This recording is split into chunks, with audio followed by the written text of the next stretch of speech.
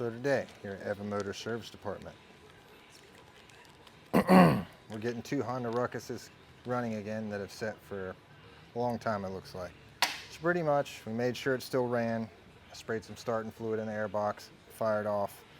Took a look in the fuel tank. The fuel's super old. If you want to go check it out, you can see the orange nasty tint.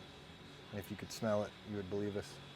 So before we just write down carb clean fuel flush and move on, you want to always check a few things. It has a fuel pump and a fuel filter, so you want to make sure the fuel pump's working. Dump the tank out, make sure there's no rust, which there's not, but it's good practice. And then you want to take the carb apart and make sure you have all your parts ordered and these things will run again. And normally they probably need a battery. The batteries are good. We did write down an air filter.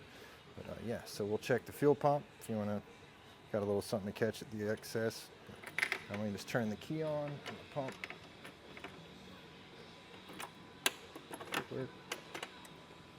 See the pump working? It's nasty fuel, but that's how you know if your pump works. Now we'll move on to taking the carb off the bike and disassembling it. Fuel pump's good. I just write down new filter, and we tested the pump. And I'm gonna put, let me see how I can do this. All right, and we're gonna go dump this nasty fuel out. Start over fresh. So now we're just getting the carb worked up out of here slowly and surely. And like most Hondas, they have the coolant running through the carb. So you have to disconnect these and then plug the lines off so you don't lose all your coolant while your bike's apart. But you can do that with some handy dandy hose plier clamps, whatever you call them, to keep the fluid from coming out.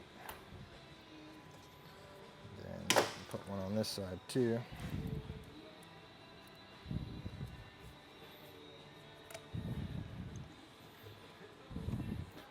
You are Honda Ruckus carburetor.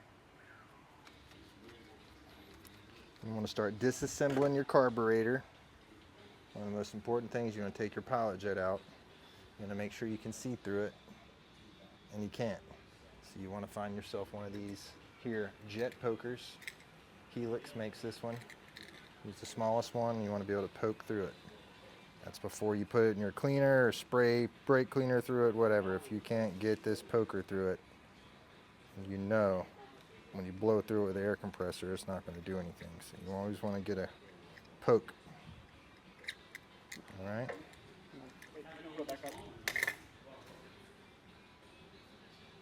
I don't have the poker through there anymore, but here's your pilot jet.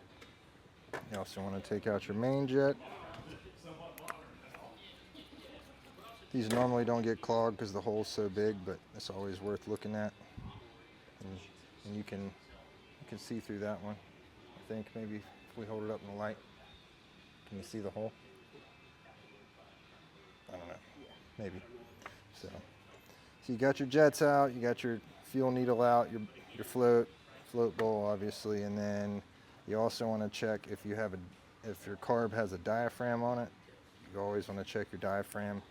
Make sure it's not ripped, because that can also cause running problems for sure.